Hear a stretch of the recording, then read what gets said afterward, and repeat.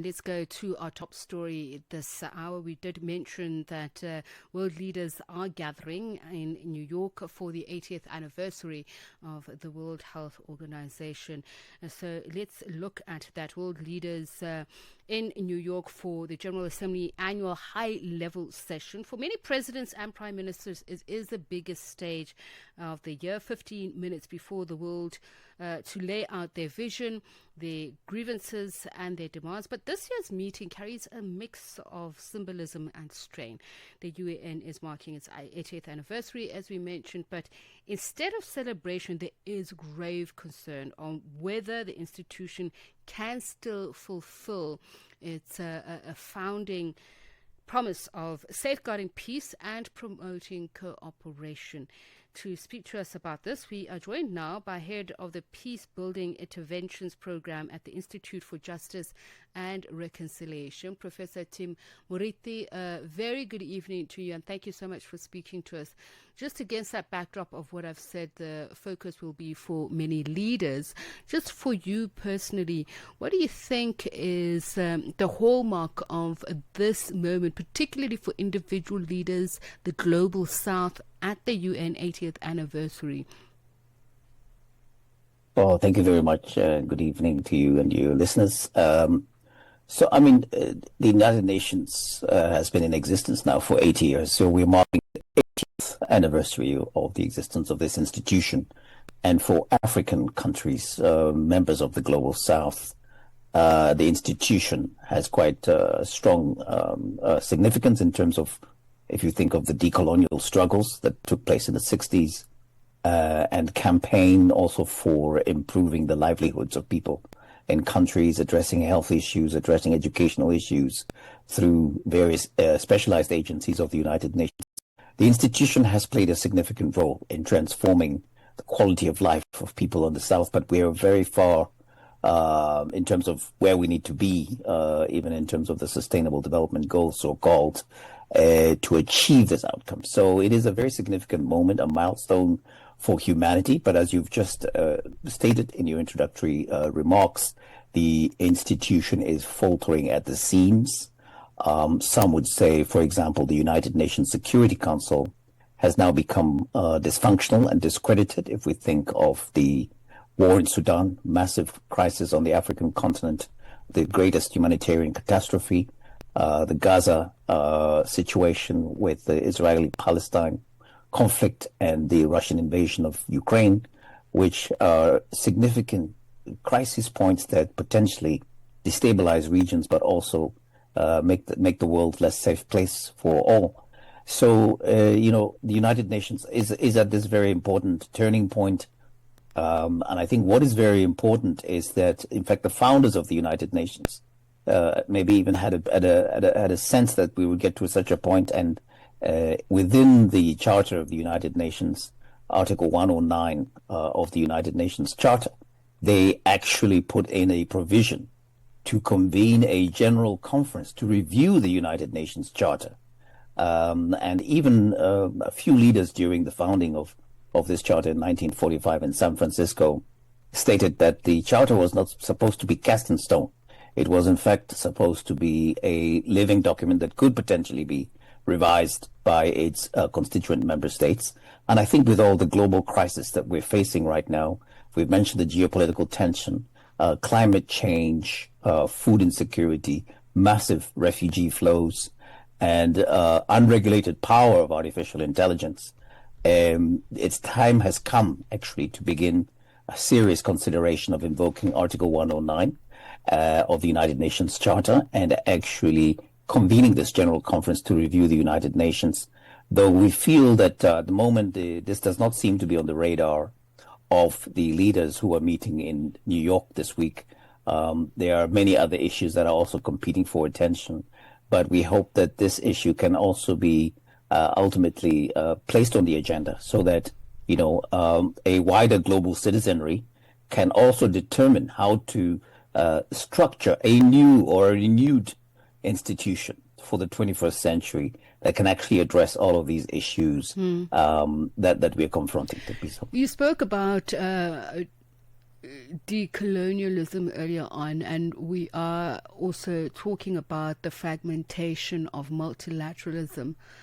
I'm just curious what we've seen this weekend, the announcement of more, particularly European countries like the UK, like France, speaking out and saying that there needs to be a two-state solution to the Middle East, which is, of course, one of the major issues that has seen the paralysis, so to speak, of the UN Security Council. What exactly are we seeing here?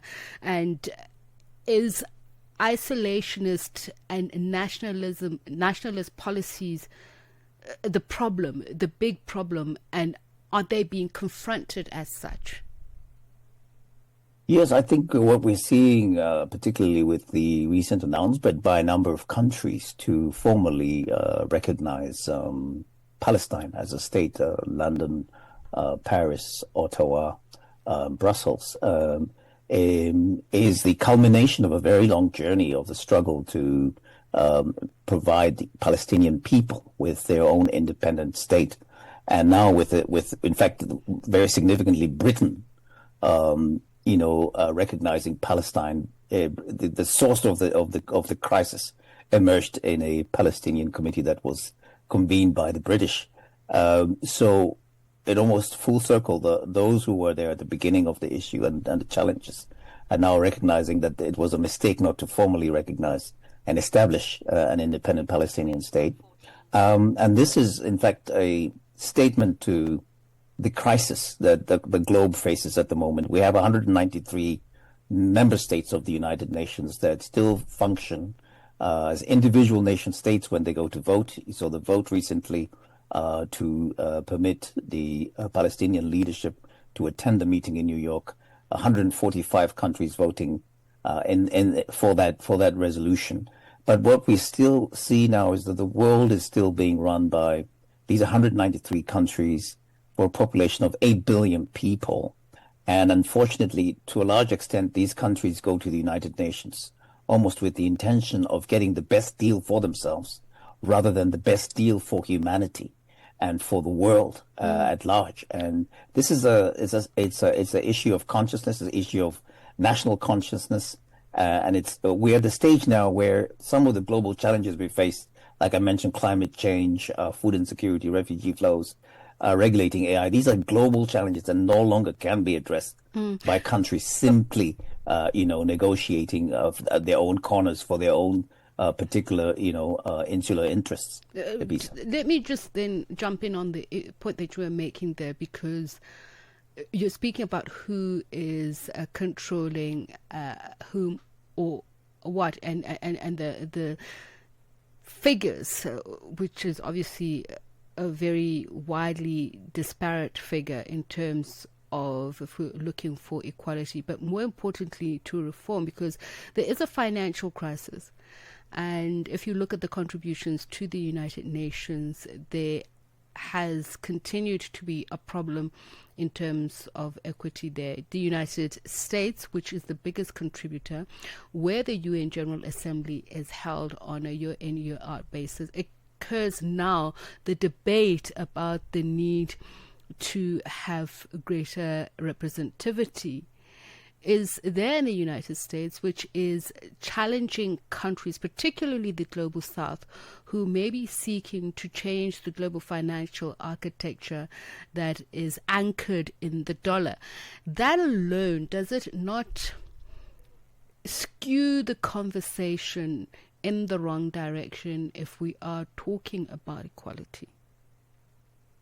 Yes, what would be interesting if you actually look at the actual numbers, African countries and quite a large majority of countries in the global south, in fact, pay their United Nations dues quite regularly and quite on time. In fact, you would be surprised to find it is some of the more powerful countries that are member states of the United Nations, such as the US, Russia, China, that actually withhold their assessed contributions to the United Nations deliberately to actually control and manipulate the system to their own advantage.